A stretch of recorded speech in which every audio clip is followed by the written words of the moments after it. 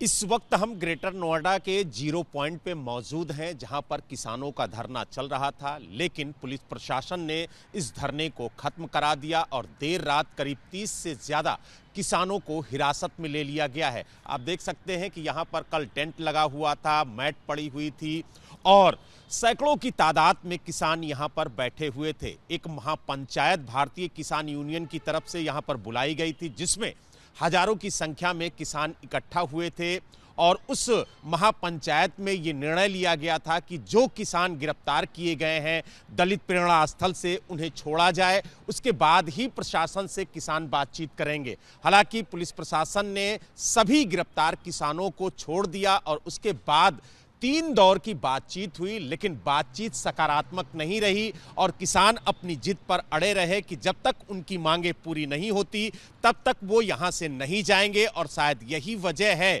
कि जिस तरीके से किसान यहाँ पर रात भर रुकने का ऐलान कर चुके थे, उसको लेकर के प्रशासन पूरी तरह से अलर्ट था और देर रात यहाँ पर जो टेंट लगा था, जो कुर्सियाँ पड़ी थी, जो मेज़ थी, वो सारी हटा दी गई और जो किसान यहाँ पर धरने पर बैठे थे उन्हें पुलिस ने हिरासत में ले लिया। और आप देख सकते हैं कि किस तरीके से भारी संख्या में जो पुलिस बल है वो यहाँ पर तैनात किया गया है, ताकि जो किसान यहाँ पर आना चाहे उन्हें पहले ही रोक दिया जाए। यानी कुल मिला के ये कह सकते हैं कि नोएडा, ग्रेटर नोएडा में जो किसानों का धरना था वो पूरी तरह से खत्म कर दिया गया है और कोशिश प्रशासन की यही है कि अब दोबारा यहाँ पर धरना ना हो, क्योंकि सरकार भी बार बार यही कह रही है कि बातचीत के जरिए समस्या का समाधान होगा, अराजकता के जरिए समस्या का समाधान नहीं होगा। और शायद यही वजह है कि अधिकारी बार बार किसानों से कह रहे हैं कि वो अपनी समस्याओं को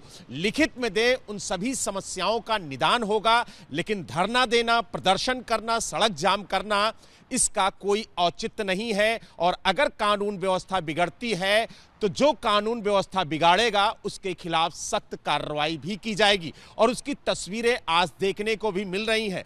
जिस तरीके से पूरी रात यहाँ पर किसानों ने गुजारने का ऐलान किया था और कहा था कि अगर हमारी मांगे पूरी नहीं हुई तो हम यहाँ से दलित प्रेरणा स्थल के लिए कूच करेंगे। लेकिन उससे पहले किसानों को एक बार फिर से हिरासत में लिया गया है और धरना स्थल को पूरी तरह से खाली करा दिया गया है। लेकिन अब देखने वाली बात यह होगी कि जिस तरीके से एक बार फिर किसानों को हिरासत में लिया गया है, उसके बाद किसानों का अगला रुख क्या होता है।